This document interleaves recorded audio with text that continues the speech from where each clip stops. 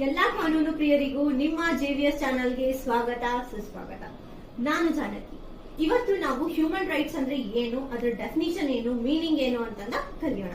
First, meaning of human rights. English ಮೀಡಿಯಂದವ್ರಿಗೆ already ನಾನು notes ಕೊಟ್ಟಿದ್ದೀನಿ. ಇದನ್ನೇ ನೀವು ಸ್ಕ್ರೀನ್ ಶಾಟ್ ಕೊಟ್ಕೊಂಡು ಅದನ್ನೇ ನೀವು ಎಕ್ಸಾಮ್ ನಲ್ಲಿ ಮೀನಿಂಗ್ ಅಂತ ಬರೀಬಹುದು. ನೆಕ್ಸ್ಟ್ ಏನಪ್ಪಾ ಅಂತಂದ್ರೆ, ಕನ್ನಡ ಮೀಡಿಯಂದವ್ರಿಗೆ ಇದನ್ನ ಎಕ್ಸ್ಪ್ಲೈನ್ ಮಾಡ್ಬೇಕು ಅಂತಂದ್ರೆ, ಯಾವುದೇ ಒಂದು ಮಾನವನಿಗೆ ಹುಟ್ಟಾನೆ ಕೆಲವೊಂದು ಅಧಿಕಾರಗಳು ತಾನಾಗೆ ಬಂದ್ಬಿಡುತ್ತೆ.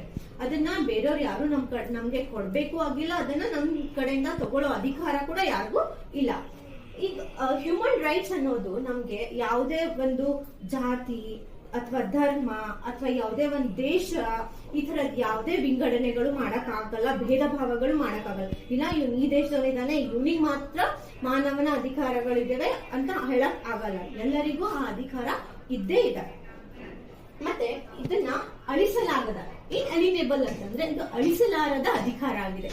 ಇದನ್ನ ಯಾರು ಅಳಿಸೋಕೆ ಆಗೋದಿಲ್ಲ. ಮಾನವನ ಅಧಿಕಾರಗಳು ನಮ್ಗೆ ಹುದ್ದಾಗಿಂತಾನೆ ಬಂದ್ಬಿಡುತ್ತೆ ಮತ್ತು ಅವು ಇನ್ಹೆರಿಯಂಟ್ ಆಗಿರುತ್ತೆ. ಇನ್ಹೆರೆಂಟ್ ಅಂತಂದ್ರೆ ಏನಪ್ಪಾ ಅಂತಂದ್ರೆ ಅಂತರ್ಗತಿಕವಾಗಿಯೇ ಆ ಅಧಿಕಾರಗಳು ನಮ್ಗೆ ಬಂದ ಬಿಡುತ್ತೆ.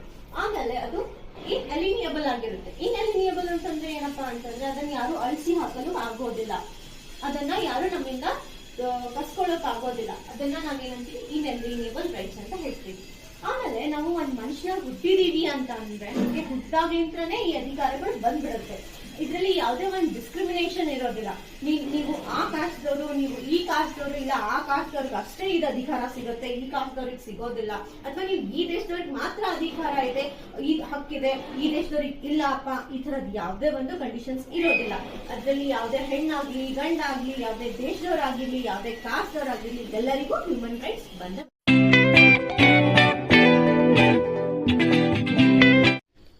ನಾವು ಹೋದ್ ಸ್ಲೈಡ್ ಅಲ್ಲಿ ನೋಡಿದ್ವಿ ಮಾನವನ ಹಕ್ಕು ಅಂದ್ರೆ ಹ್ಯೂಮನ್ ರೈಟ್ಸ್ ಅಂದ್ರೆ ಏನು ಅಂತ.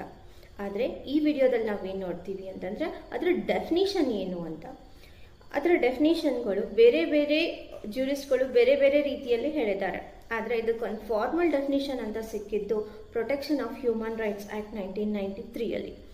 ಇದ್ರ ಪ್ರಕಾರ ಹ್ಯೂಮನ್ ರೈಟ್ಸ್ ಅಥವಾ ಮಾನವನ ಹಕ್ಕುಗಳಂದ್ರೆ ಏನಂತಂದ್ರೆ ಯಾವುದೇ ಮಾನವನಿಗೆ ಬದುಕುವ ಹಕ್ಕಿರಬೇಕು, ಸಮಾನತೆಯ ಹಕ್ಕಿರಬೇಕು, ಅಷ್ಟೇ ಅಲ್ಲದೆ ಘನತೆಯಿಂದ ಬದುಕುವ ಹಕ್ಕು ಕೂಡ ಇರಬೇಕು ಅಂತ ಹೇಳಿದೆ.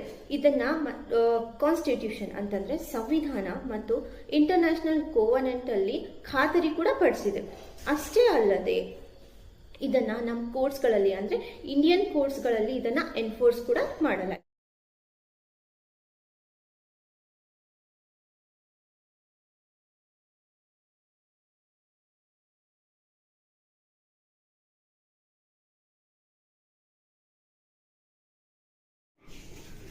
ನನ್ನ ವಿಡಿಯೋ ನಿಮ್ಗೆ ಇಷ್ಟ ಆಗಿದೆ ಅಂತ ಅನ್ಕೊಂತೀನಿ. ಯಾವುದೇ ಒಂದು ಉಚ್ಚಾರ ಮಾಡೋದ್ರಲ್ಲಿ ತಪ್ಪಾಗಿರ್ಲಿ ಅಥವಾ ಏನೇ ಒಂದು ತಪ್ಪಾಗಿದ್ರು ಪ್ಲೀಸ್ ಕ್ಷಮಿಸ್ಬಿಡಿ. ಮತ್ತೆ ಏನೋ ಹೊಸದಾಗಿ ಕಲಿತಿದ್ದೀನಿ ಅಂತ ತಿಳ್ಕೊಂಡು ಸಪೋರ್ಟ್ ಮಾಡಿ. JVS channel